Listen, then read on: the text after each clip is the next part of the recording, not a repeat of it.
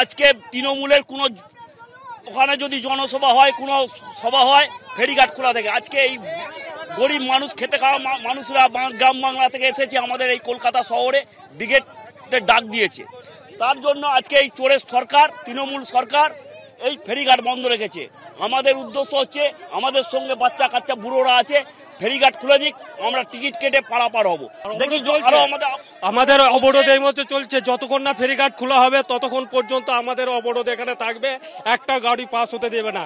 এই সময় প্রচন্ড তাপাবহাওয়া চলছে, আমরা চাইছি যে অন্তত বয়স্ক মানুষরা ফেরিঘাটের মধ্যে দিয়ে যাতায়াত করলে কম সময়ের মধ্যে ব্রিগেডে পৌঁছে যাবে। আমাদের ব্রিগেডটা আছে, এই সময়ে ব্রিগেডটা আর দুদিন পর করতে পারতো। তো